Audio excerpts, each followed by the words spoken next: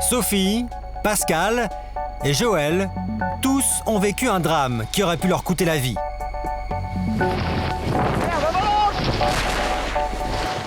Partis à l'aventure vivre leur passion avec des amis ou simplement rejoindre leur famille en vacances, en un instant leur vie a basculé. Tous les trois ont frôlé la mort et ont miraculeusement survécu. Ils témoignent. À 30 secondes près, 30 secondes après, on était partis. On savait que c'était dangereux, qu'il fallait pas y aller. Ah, j'ai mal. Bouge pas, bouge pas. Quand j'étais enroulé autour du sapin et que j'ai eu ma jambe de travers, j'ai tout de suite réagi. Je savais tout de suite que c'était grave. Une vie bascule en un rien de temps, ça c'est terrible. Terrible. Sophie a 26 ans. Elle travaille dans une agence immobilière à Nantes. Aujourd'hui, elle marche et vit normalement. Qui pourrait croire qu'elle a miraculeusement survécu à un terrible accident? C'était il y a 2 ans, par un beau jour d'été. Sa vie a failli s'arrêter sur le bord d'une route. Ce jour-là, en fait, je finissais de travailler chez mes parents parce que je venais leur donner un coup de main pour l'été dans leur magasin qui sont à La Rochelle. Et je rentrais un peu plus tôt du travail pour préparer mes bagages parce que je partais au mariage de ma cousine le week-end et après j'enchaînais sur une semaine de vacances chez mon frère. Et donc j'étais sur le chemin du retour pour rentrer chez mes parents. En fait, c'est une grande nationale qu'on est obligé de prendre pour aller chez mes parents. Et il faut tourner, en fait, à un moment, une intersection pour arriver dans la rue de mes parents. C'est juste au moment de tourner où j'ai eu l'accident.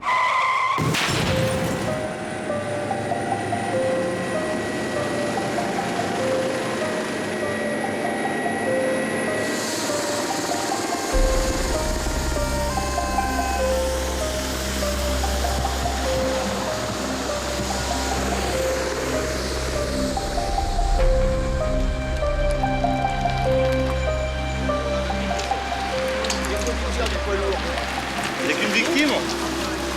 Oui, alors personne qui est bloquée, qui est consciente, toujours.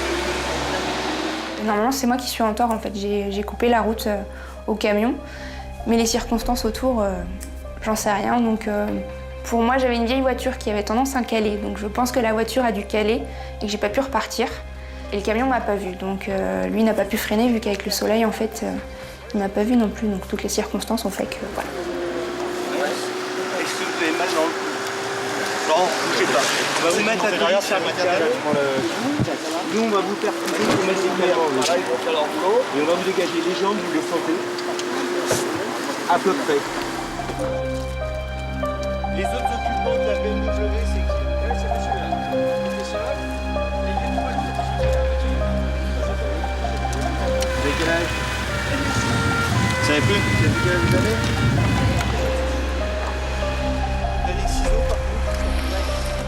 En premier. Ouais, ok. Moi, je m'occupe des contrôles. Par contre, du salé. Le plus gros ça. On fait les procédures standards. Le bilan, il y a eu un choc entre une petite 106 avec une jeune femme incarcérée, consciente, qui ventile normalement, qui a des douleurs diffuses, en particulier du thorax à gauche, qui est de pneumo évident.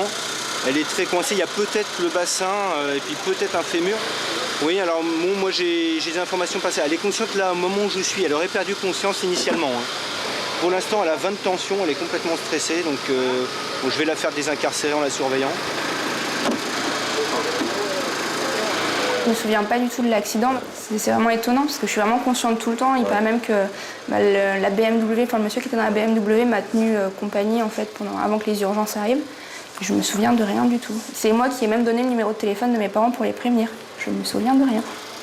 C'est surtout un trauma thoracique, donc soit de ceinture, mais il peut y avoir des lésions sous-jacentes.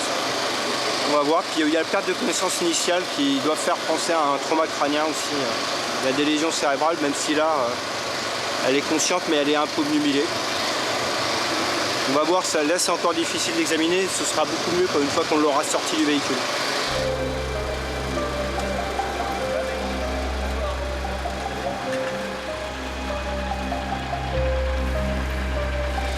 L'état de santé de Sophie est inquiétant. Sa tension a beaucoup baissé. Il faut la transférer au plus vite à l'hôpital. Les médecins installent une nouvelle perfusion qui contient des antidouleurs.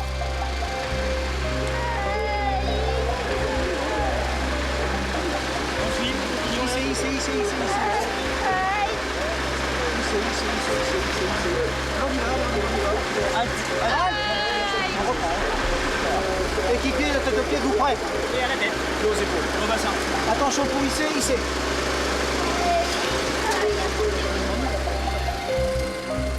Les pompiers arrivent enfin à extraire Sophie des restes de sa voiture. Pendant ce temps, les pilotes de l'hélicoptère cherchent une place disponible dans un hôpital de la région. Le docteur Tabary peut examiner Sophie de plus près. Bon, pour l'instant, il y a un trauma thoracique, mais qui n'est pas en détresse respiratoire. Elle est un peu répétitive, on va faire le scan cérébral. C'est bien l'hélico, docteur? Ah bah, dans ces cas-là, on a envie d'aller vite, c'est sûr. On n'a justement pas les problèmes de bouchons. Coquille? Oui, on coquille. C'est sûr. Hein. Bon, puis le seul désavantage, c'est en général qu'avant, on ne pouvait rien faire du tout une fois qu'on décollait, mais maintenant, il y a beaucoup plus de place dans vos hélicos. Alors, On y pour ton va. information, La Rochelle, pas de problème. Ouais. Bordeaux direct si tu veux, Poitiers direct si tu veux. Je pense que on va la bilanter avant. Nous, on est disponible. Il y en a qui surveillent le scope quand même, et ça affiche pas des trucs. Bah, j'ai pas eu cette image de la mort ou quoi que ce soit, vu que j'ai aucun souvenir. Enfin, peut-être que je l'ai eu sur le moment, mais vu que j'ai aucun souvenir, je pourrais pas vous dire. Après, j'en ai déduit que je m'étais protégé le visage parce que les cicatrices sont que sur mon bras et pas sur le visage, et que le premier coup a été porté sur le côté de la voiture. Mais non, c'est vrai que par rapport à avoir vu la mort de près ou quoi que ce soit, je sais pas du tout parce que j'ai aucun souvenir. Donc je pourrais pas savoir si j'en étais proche, si j'en étais loin, si... Pas du tout, non. Allez, on soulève. Attends, vas-y. 30 minutes à peine se sont écoulées depuis l'accident. Stop. Sophie est déjà évacuée. J'ai mal partout, je me souviens pas ce qui s'est passé. Je sais. C'est passé quoi? S'il vous plaît, Oui? je vais mourir, Non. j'ai peur. Chut, regardez-moi. Vous me regardez dans les yeux, d'accord? Oui. Pour l'instant, il n'y a pas de grosse catastrophe. Ça a l'air de tenir. Hein. D'accord? On vous emmène à La Rochelle, on fait le scanner complet. Bon, je suis OK pour le décollage. C'est bon? On met en route? OK. S'il vous plaît, c'est de ma faute. Non.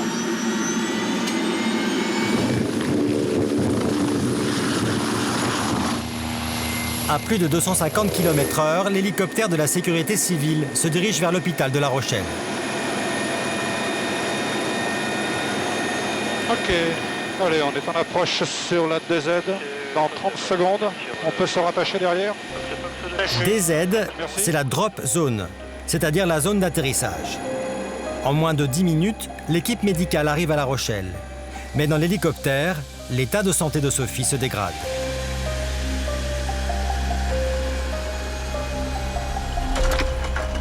Comme les tensions chutent, là, on a peur qu'il se passe quelque chose. Ah bon?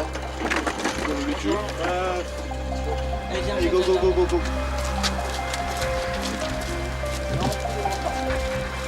Le docteur Tabary ne connaît pas exactement la gravité des blessures de Sophie. Il craint des lésions cérébrales ou une hémorragie interne qui pourrait lui être fatale. La seule fracture que j'ai eue, c'est l'orteil. Et les hématomes après avec la ceinture, des brûlures. Mais vraiment, la seule blessure que j'ai eue, c'est l'orteil fracturé. C'est fou quand même. Ah oui, c'est un miracle. Hein. Vraiment, comment je m'en suis sortie, surtout quand j'ai vu les images après, l'état de la voiture, c'est un véritable miracle. C'est même plus avoir de la chance à ce point-là, c'est... Ouais. Non, c'est hallucinant. 5 jours après l'accident, à l'hôpital de La Rochelle. Comment ça va aujourd'hui? Bien contente de sortir et en forme par rapport à ce qui m'est arrivé. Donc, non, contente. Alors il paraît que vous vous souvenez même pas être monté dans un hélicoptère? Non, je me souviens de rien du tout. La dernière chose que je me souviens, c'est m'être arrêtée à la poste à Aigrefeuille et de m'être réveillée aux urgences en voyant mes parents. Sinon, entre les deux, trop noir. Sophie souffre de ce que les médecins appellent une amnésie rétrograde. Elle est due au choc émotionnel causé par l'accident. Sophie ne présente aucune lésion cérébrale, mais elle ne se souviendra sans doute jamais du jour du drame. Elle aura passé seulement quelques jours en observation à l'hôpital. Voilà. Merci encore. Monique, sa mère, est venue la chercher. Allez, on s'en va. Oui, à bientôt. Attendez, ça sera moins... J'espère que non, hein. Non, mais c'était à bientôt pour leur dire bonjour. Oui, voilà, Voilà. un petit coucou. Autrement. Merci beaucoup. Allez, au revoir. Au revoir. Ça va, ma chérie? T'es pas trop fatiguée? Non, ça va.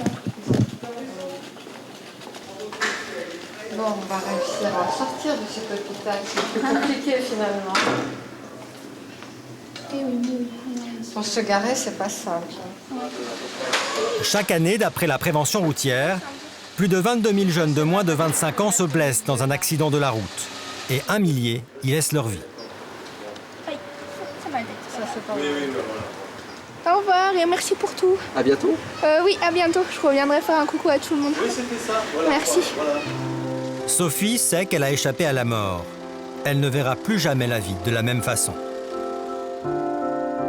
La vie, c'est pas tout rose, mais je me dis que j'ai vraiment beaucoup de chance. Et puis, comme tout le monde, je râlais de vieillir d'année en année. Là, mes 25 ans, j'étais très très contente de les fêter.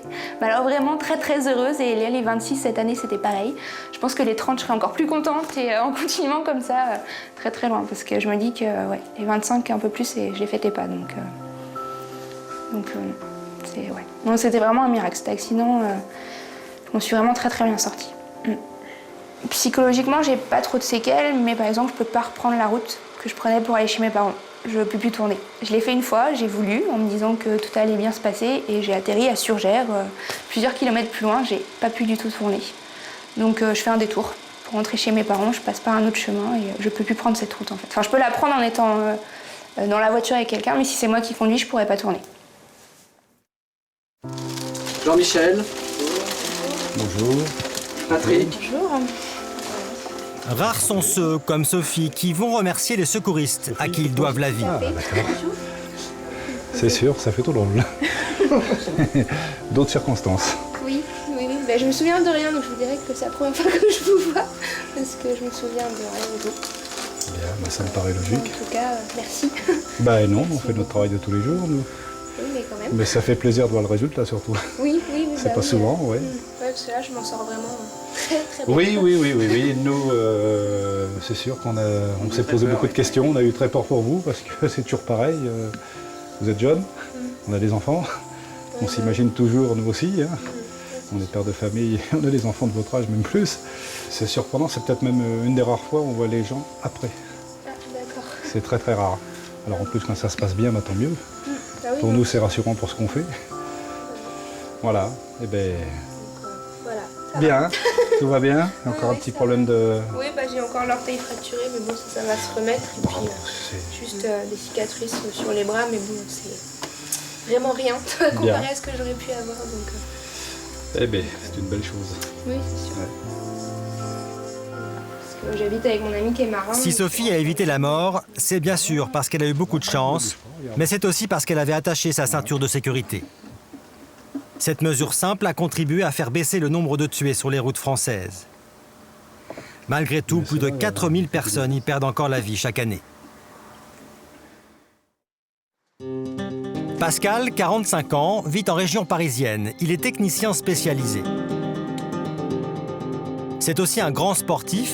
Avec ses 2 meilleurs amis, il partage tous ses week-ends entre VTT, motocross, surf des neiges et autres sports à sensations fortes.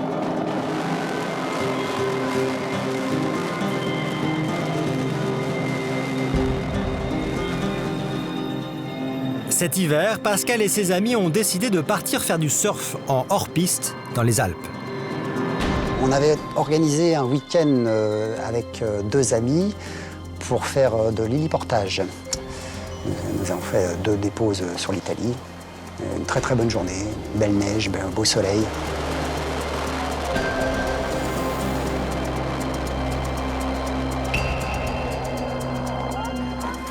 Ça, c'est le bonheur, ça.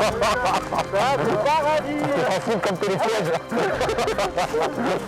Voilà, donc une belle journée se présentait. Malheureusement, ça a vite tourné court pour moi puisque j'ai rencontré un sapin. Il était mal placé ou moi j'étais mal placé. Bon voilà, on s'est rencontrés et dommage. Pascal, Christophe et Eric sont tous équipés d'une caméra sur leur casque pour immortaliser cette aventure hors du commun. Ils sont au cœur des Alpes, à plusieurs kilomètres de tout secours et à plus de 3000 mètres d'altitude. À une telle hauteur, l'oxygène s'est raréfié et chaque effort se fait sentir. Le guide qui les accompagne est là pour leur rappeler qu'ici, la descente est très dangereuse.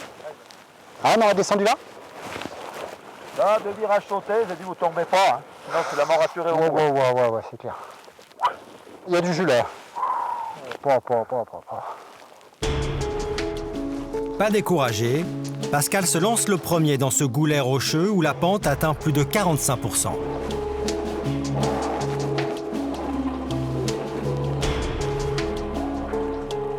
La première difficulté semble passer, alors Pascal décide de prendre un peu de vitesse.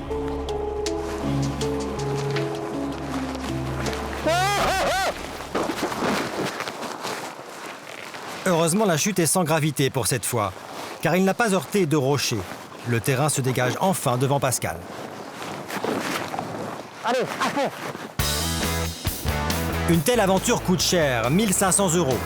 À cause du prix et de la difficulté des zones à franchir, ils sont peu nombreux à s'offrir chaque année ces descentes sur une poudreuse immaculée dans un décor de rêve.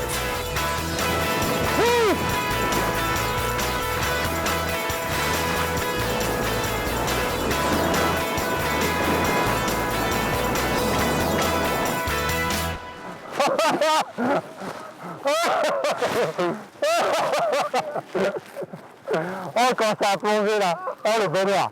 Là, j'ai fait une belle image. Ah, c'est cool. La courbe là. Oh là là.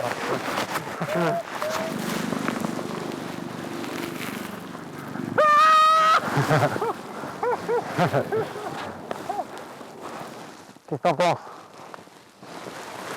Pas mal, hein? C'est bien là. Bon, on achète un hélico l'année prochaine. Ça se conduit bien apparemment. Ouais. Allez, Rémi. Allez, Rémi. Allez, vas-y, Christophe. Je passe un peu derrière.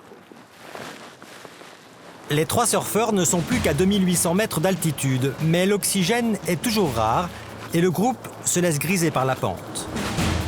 Il y a un an déjà, enivré par les sensations, Pascal s'était aventuré dans une zone qu'il aurait dû éviter. Soudain, Pascal est pris dans une avalanche. Plusieurs tonnes de neige se détachent d'un coup sous son surf. Il parvient malgré tout à flotter sur la neige. In extremis, Pascal s'échappe. Mais chaque année en France, une quarantaine de personnes meurent, ensevelies sous une coulée de neige. Elle est partie doucement. C'est moi, hein. Et pourtant, j'étais sur place. D'un seul coup, je l'ai senti en dessous de mes pieds, tu vois. Mais en fait, c'est du haut que c'est parti. Ça fait drôle, là. Mais ça va, j'étais porté. Ouais. Après, c'est ça qu'il faut faire, dans la pente. Déclencher des avalanches est un des risques du ski hors piste. Pourtant, il ne s'agissait que d'un premier avertissement de la montagne. Dans quelques minutes, la vie de Pascal va basculer. Un peu plus bas dans la vallée, la station de Modane, en Haute-Savoie. Pendant la saison, chaque jour, plus de 1500 skieurs ou surfeurs dévalent les pistes. Et cette année, les vacanciers bénéficient d'un enneigement exceptionnel. Alors chacun veut profiter au maximum de ces quelques jours de détente. Mais se laisser griser peut coûter cher. Chute, collision, aucun skieur n'est à l'abri de l'accident.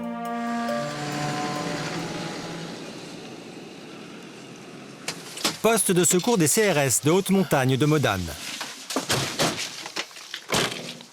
4 hommes sont en alerte 24 heures sur 24. Ils sont prêts à venir en aide aux accidentés en quelques minutes. Patrice Gléron-Rapaz est l'un des hommes les plus expérimentés de l'équipe. Il est sauveteur en haute montagne depuis 13 ans. On fait tout, hein. Tout ce qui est en milieu difficile d'accès, donc avec l'hélico, vu qu'on intervient principalement avec l'hélico. Après, la majorité des accidents quand même sur lesquels on intervient, c'est du ski hors piste, ski de randonnée. La garde n'a commencé que depuis 10 minutes. La première alerte tombe déjà. Ça reste maintenant, j'écoute. Oui, ça serait pour un accident sur piste là, d'un homme de 49 ans et ça serait pour une fracture d'humérus. Fracture d'humérus. C'est noté. Bah écoute, ça part si on... Ok, vous décollez là maintenant là. Oui, dans 5 minutes. Ok, très bien. Voilà. Je vous remercie. Au revoir, bonne journée. Au revoir. C'est parti. Des deux. C'est ici là. Ah ouais, sous le télécabine de Valseny-le-Haut. Ouais. Ok, Ouais. Bon, ça marche. C'est Ouais, bon. c'est parti. Ouais. Ouais, il est au courant. Ça marche. À peine 3 minutes après l'appel, l'hélicoptère de la gendarmerie est prêt à décoller. En montagne, CRS et gendarmes travaillent ensemble. Les secouristes ne connaissent pas encore exactement la gravité de la blessure du skieur. il n'y a pas un instant à perdre.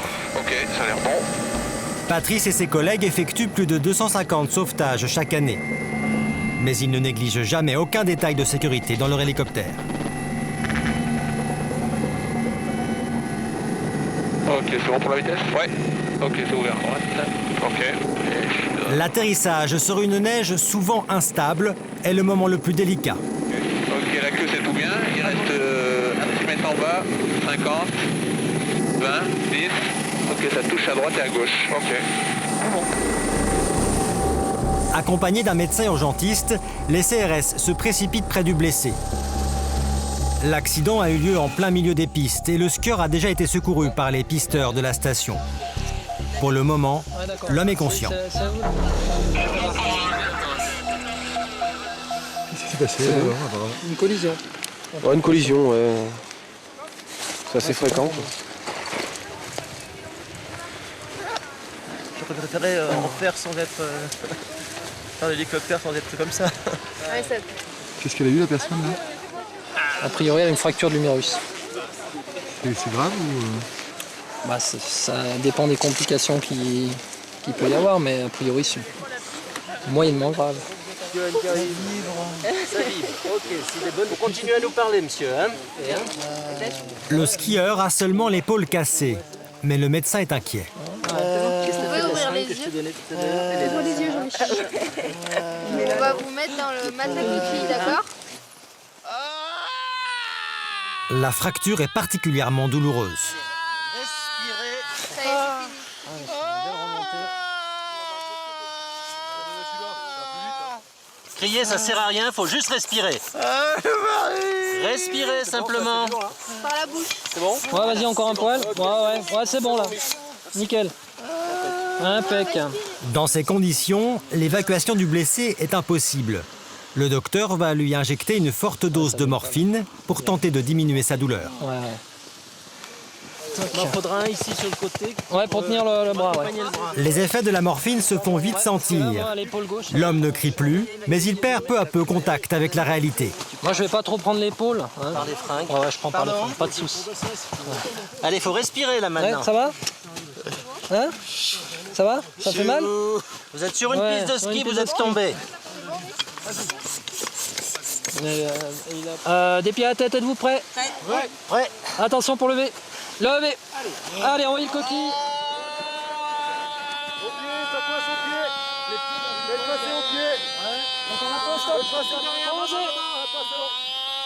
Voilà. Respirez seulement. Ouais, c'est bon. Voilà, faut juste respirer. Tu défais la valve? Bien.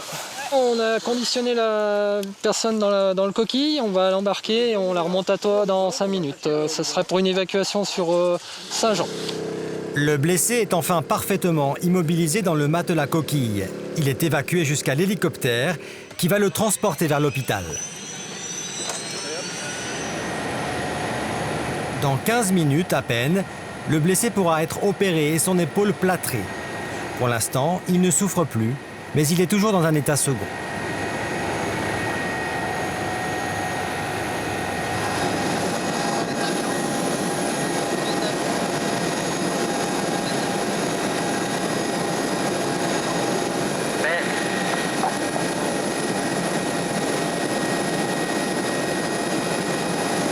Il va mieux? Ouais, là il est... Ouais, il plane, ça y est, il commence ça plane.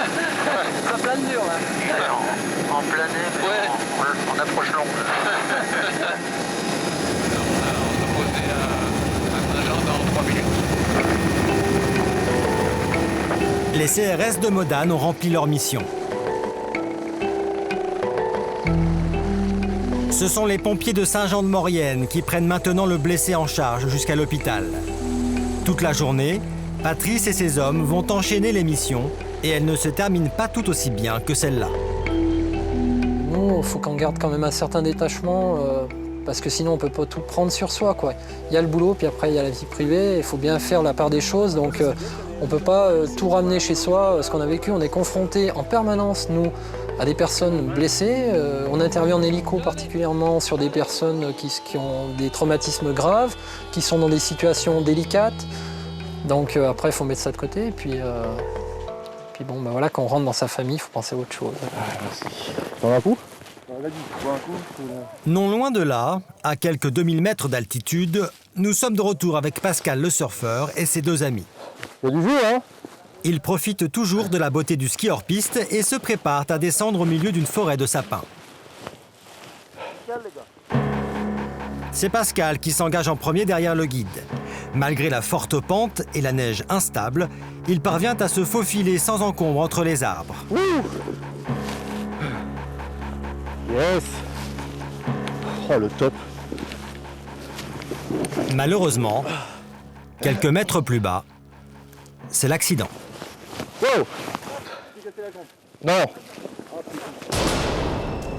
Oh putain!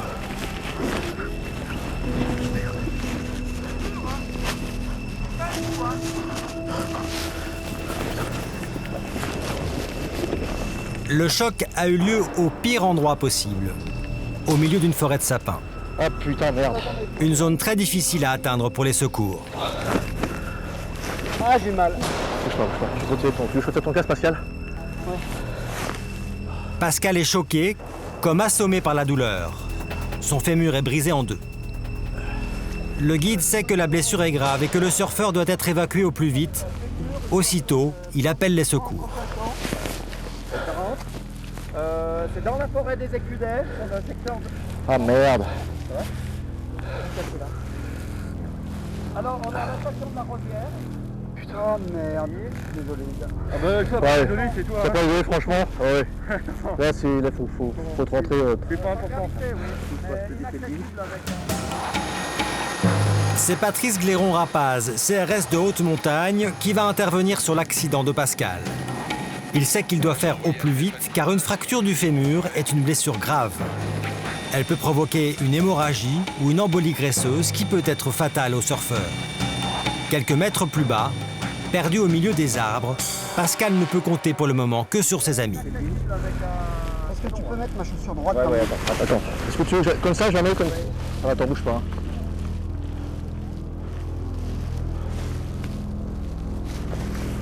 Voilà. Bon, alors attends. Je vais te caler tout sec de neige. Les amis du surfeur ont le bon réflexe, parler ou blesser, pour qu'ils ne perdent pas connaissance. Ça pourrait être pire, c'est ce qu'il faut dire. Mais Pascal a du mal à relativiser, la douleur est de plus en plus grande. Vite, s'il vous plaît. Non, pas perdre de connaissance. Ouais, mais c'est déplacé, je pense. Il dit que c'est déplacé, là, j'ai entendu vraiment un gros crack. Je commence à exploser la joue. Mais c'est vraiment une hémorragie, je pense. Jean-Luc, il dit qu'il y a peut-être hémorragie ou quelque chose, il y a la jambe qui durcit. Ah, ce qu'il faut, c'est qu'il vienne vite fait avec une piqûre de morphine pour te... Et là, tout de suite, ça va être tout de suite mieux, tu vois. Toujours l'endroit où il fallait pas. Ah, tu m'as l'air, ouais. À bord de l'hélicoptère, Patrice sait que chaque instant compte. S'il y a une hémorragie, comme l'a déclaré le surfeur, sa vie peut être en danger. Car si l'artère fémorale est touchée, Pascal peut se vider de son sang en quelques minutes. Les sauveteurs arrivent enfin sur le site de l'accident. À 30 mètres au-dessus du sol, Patrice commence sa descente.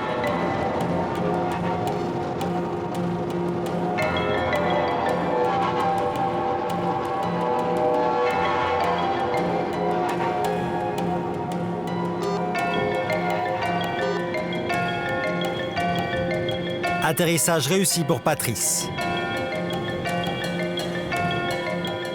C'est loin là? Ah ok, ça marche. À cause de la forêt très épaisse, Patrice a dû être déposé à presque 100 mètres du lieu de l'accident.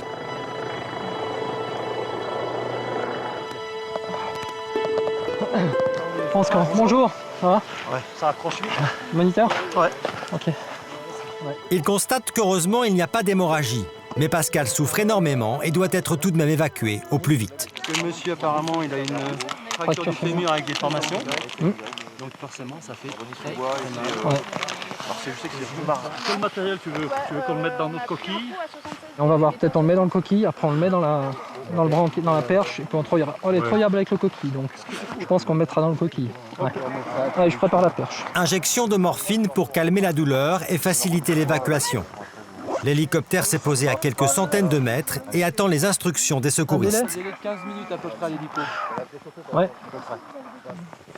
Ouais, Papa Golf de Patrice, là, je te reçois sur la mono. Ok, Patrice 5. Écoute, on est en stand-by et on attend votre feu vert. Ouais, super. Nous, je pense qu'on a un délai d'environ 15 bonnes minutes. Voilà. Ouais, y a pas de problème. Il faut encore de longues minutes avant que Pascal ne soit évacué. Car Patrice doit assembler le matelas coquille très soigneusement pour qu'il n'y ait aucun incident pendant l'hélitreuillage. Il faut juste que j'y aille tranquille parce qu'après, si ça bourde la neige, c'est galère, tu vois. C'est bon, on va la laisser là. L'assemblage est terminé. Pascal va enfin pouvoir être évacué. Des hélitreuillages de personnes en détresse, les CRS et les gendarmes de haute montagne en effectuent plus de 3000 par an. Sans ces hélicoptères et le travail des sauveteurs, les conséquences des blessures de ces skieurs isolés en pleine montagne seraient souvent beaucoup plus graves. Après quelques minutes de vol, Pascal, lui, sera opéré à l'hôpital de Saint-Jean-de-Maurienne pendant plus d'1 heure. Avec succès, il pourra remarcher normalement. Mais la rééducation durera plusieurs mois.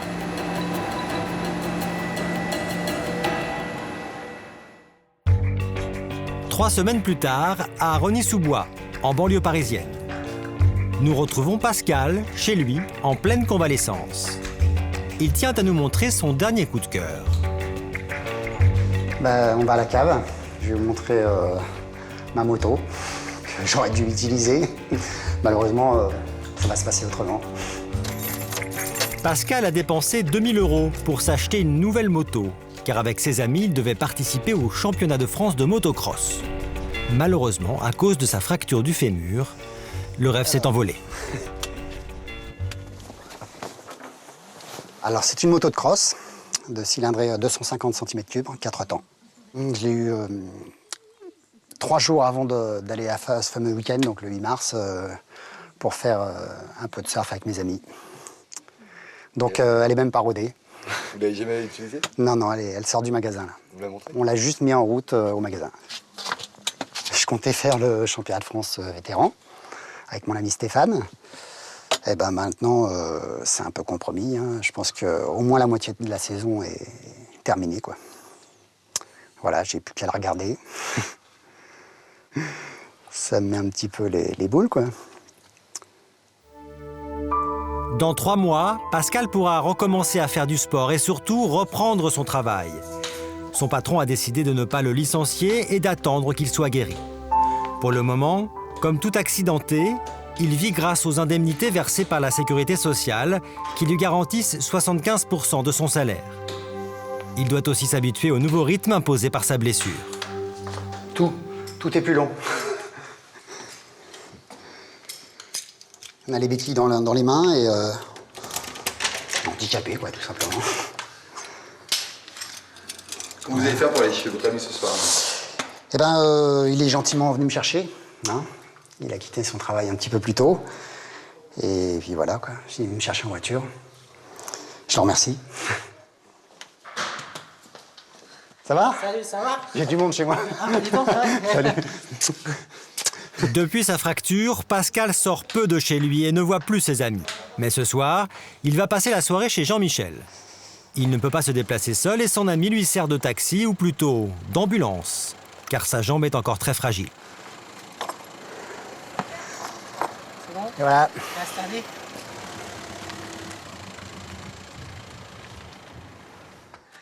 C'est en descente, faut que je fasse un petit peu gaffe.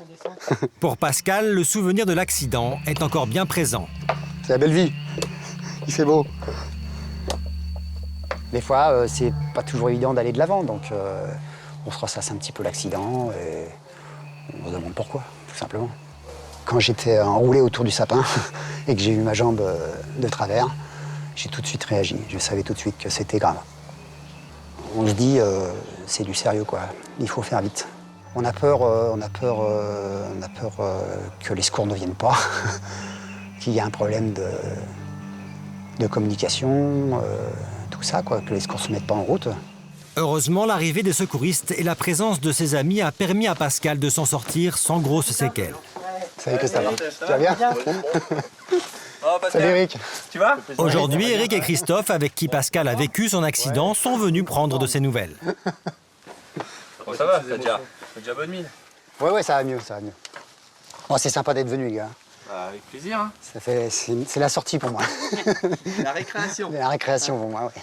Bon, quand est-ce que tu cours? Pas tout de suite, mais le plus tôt possible. Ouais. Ça va, c'est pas trop dur chez toi? Non, ben, tu sais, je fais pas grand-chose en fait. Hein. Je fais l'essentiel, quoi. Je vais me brosser les dents et puis, et puis c'est tout, quoi. Voilà, manger dodo, quoi. 3 semaines déjà. Hein. Ça passe. Pour vous, ça passe vite? Ouais. Nous, on l'a pas vu passer. 3 semaines et 2 jours. Ah oui, oui. Tu fais une croix sur les murs tous les soirs? On a vu ça, malheureusement, en live, si on peut dire. Au premier plan. Oui. C'est vrai que bon, ça peut arriver à tout le monde, quoi. C'est vraiment l'accident bête. Il y avait vraiment aucune raison qu'il se fasse mal à cet endroit-là. Je remercie Christophe et Eric parce que, de toute façon, je le savais déjà, c'est des gens avec qui je peux partir les yeux fermés. Et en l'occurrence, là, ça s'est très très bien passé, quoi. Voilà. J'ai eu un soutien non-stop. Pascal, bon, si on allait voir cette petite vidéo. Bah, pourquoi pas? On va pas voir que la chute, hein. Si Pascal et ses 2 amis se sont réunis aujourd'hui, c'est aussi pour venir voir un film un peu particulier. Pour la première fois, ils vont revoir les images de leur week-end de surf. Stéphane et l'informatique. Mon beau sapin. C'est un œuf. Accélérateur. Ça vous fait quoi, Pascal, de revoir ces images? Honnêtement, ça me fait plaisir. Ça me fait plaisir. C'est tellement beau, des endroits presque inaccessibles. Mais je veux dire, ça, c'est des moments de bonheur. Hein. C'est beau, hein? C'était trop bon. Je peux te dire, là, t'es dans un état second, là, quand tu vois des trucs comme ça. Il avait pris des skis. Changement d'ambiance quand apparaissent les premières images de l'accident. T'as déjà déchaussé là? Ah ouais, il a déjà déchaussé. Donc là après on va lui virer le surf. On va lui mettre la neige.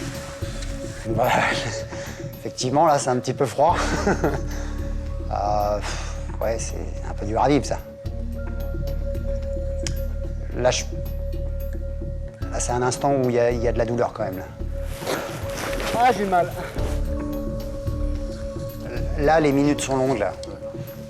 La solidarité de ses amis durant l'accident a permis à Pascal de surmonter le traumatisme et d'accepter les longs mois de rééducation.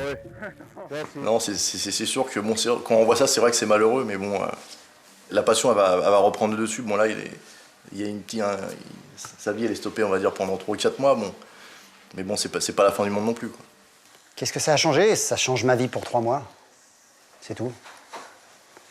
Mon corps va se réparer et on refera d'autres choses avec les amis. La passion est trop forte, donc à un moment, bien sûr, j'y retournerai. Si Pascal s'en est si bien sorti, c'est aussi parce qu'il était accompagné d'un guide qui a appelé immédiatement les secours. En ski hors piste, il vaut mieux ne jamais être seul et toujours partir avec un téléphone portable pour pouvoir donner l'alerte si nécessaire. La passion de Pascal ne lui a coûté que quelques mois de convalescence, mais pour d'autres, le prix à payer est beaucoup plus lourd.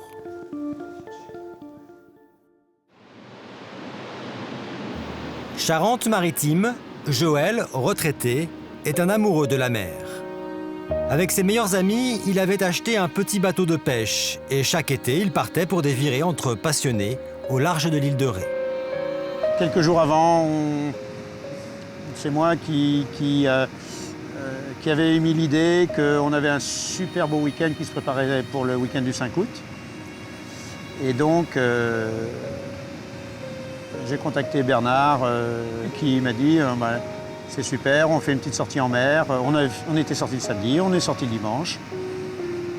Et un couple d'amis de l'île de Ré qui est venu se joindre à nous et on est parti pour la journée. Une mer magnifique, on s'est baigné, enfin, rien ne disait que cette journée-là allait finir tragiquement.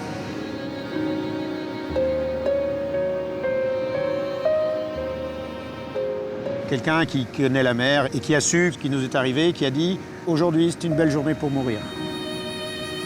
Ce qui voulait dire que la mer était trop belle pour qu'il ne se passe rien. Base de la sécurité civile de La Rochelle. Dominique Lebert, le pilote, et 2 plongeurs secouristes viennent de recevoir l'alerte. Des vacanciers ont vu un bateau de plaisance se retourner au large de l'île de Ré. Les détails sont encore flous, mais il y aurait au moins 4 personnes à la mer. Ok, c'est parti. L'épave verte doit être au pied du rocher, au pied du phare d'Antioche. Dragon est parti, 2 plongeurs à bord, 2 minutes sur zone.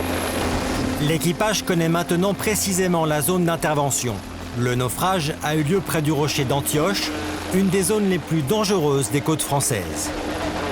On arrive sur zone dans maintenant moins de 2 minutes. Après seulement 2 minutes de vol, les hommes de la sécurité civile sont à proximité du lieu du drame. Théoriquement, on a 3 personnes accrochées à la coque d'un bateau, c'est pour ça que j'anticipe.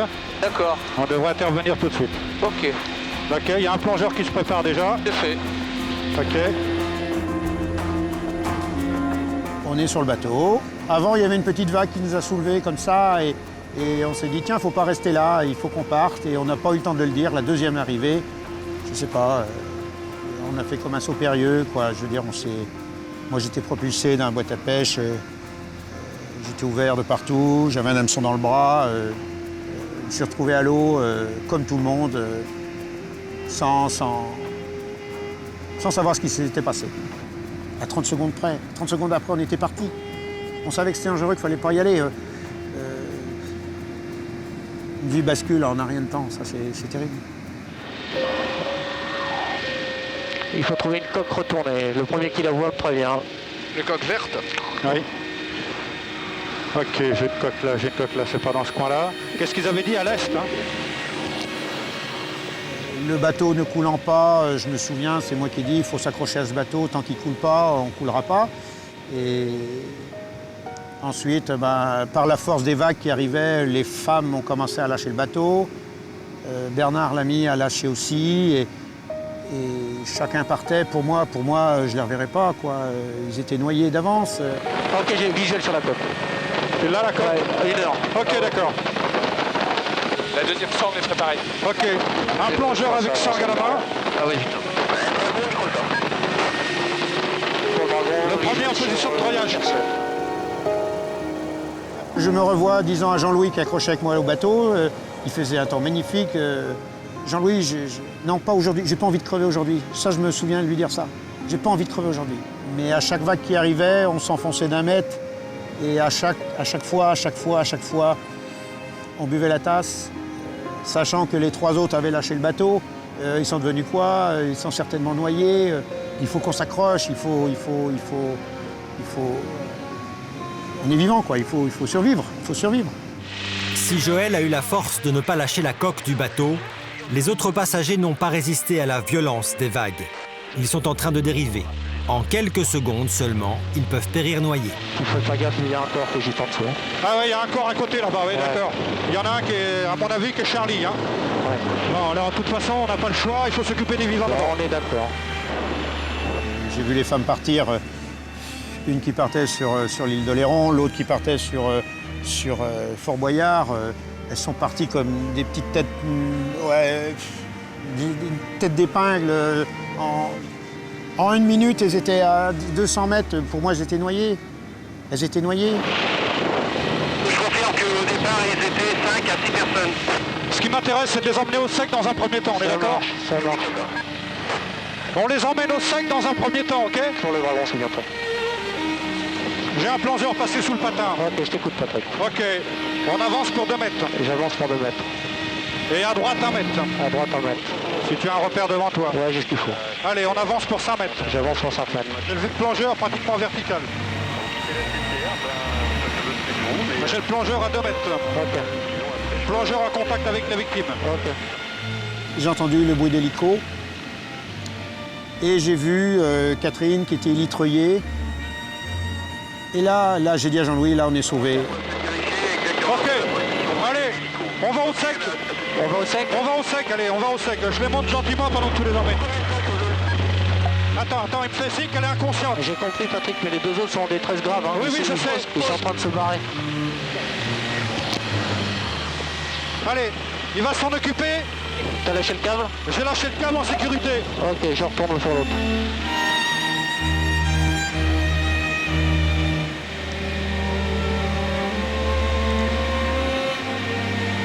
On a résisté, on est sauvés, et on se dit que sont devenus les autres. Jean-Louis était avec moi, je savais qu'il était vivant. La femme qui est sortie de l'eau, elle est vivante, elle est noyée, et les deux autres, le couple, ils sont devenus quoi? Plein de questions, ouais. Ok, on est vertical la côte. Ça marche. Pareil pour larguer le plongeur? Quand tu veux. Et là, tu viens légèrement sur ta gauche. Légèrement sur ma gauche. Sur ta gauche, toujours à gauche. Guidés par Dominique le pilote, les secouristes enchaînent l'hélitreuillage des naufragés. Par chance, les vagues ont poussé une des femmes vers le rivage et des vacanciers ont pu la récupérer. Ok, tu peux rejoindre la terre si tu veux. Je rejoins la terre. Il faut que tu me dises combien de personnes. Hein. Ouais, allez, il y a 4 personnes, mais il y en a une de décédée, Delta Charlie, et encore une à récupérer. En moins de 10 minutes, les sauveteurs réussissent à sortir toutes les victimes de l'eau. Mais elles ne sont pas sauvées pour autant.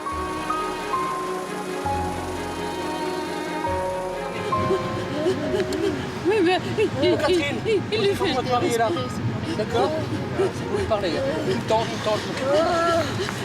Ce soir, vous criez. Ouais. Écoutez.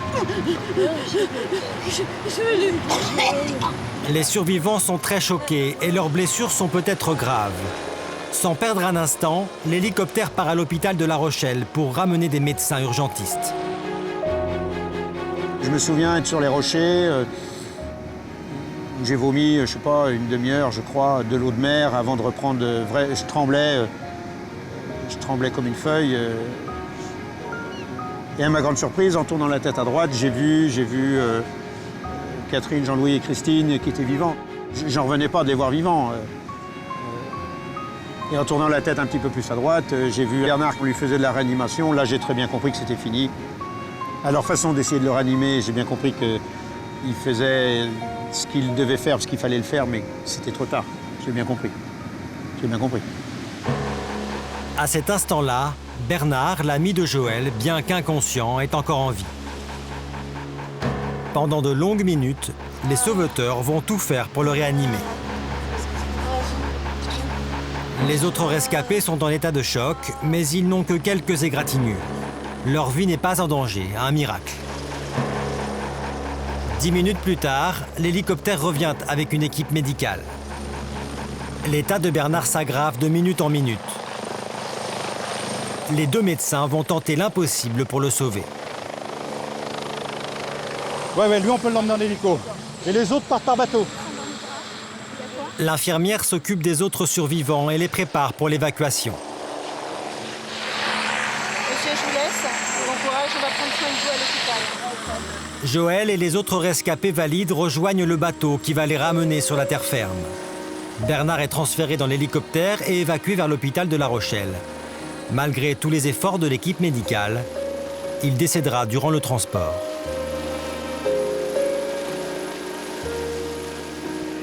Hélas, il en manque un, mais on a beaucoup de chance d'être quand même 4 survivants. À quelques minutes près, l'hélico n'arrive pas. Honnêtement, on y passe tous. 5 ou 10 minutes de plus dans l'eau, je pense qu'on est tous à bout de force. On se laisse aller et puis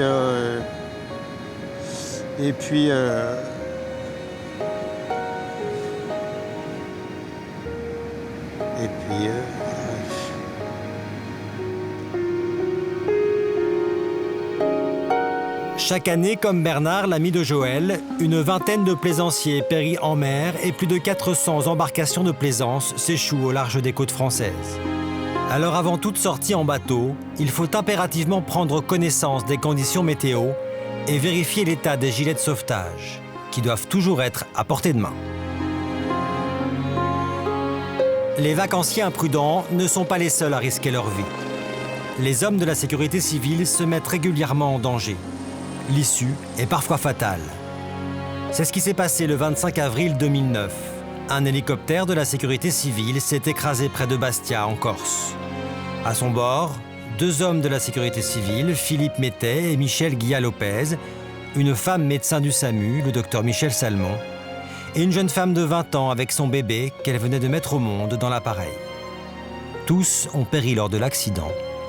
Ce film leur est dédié.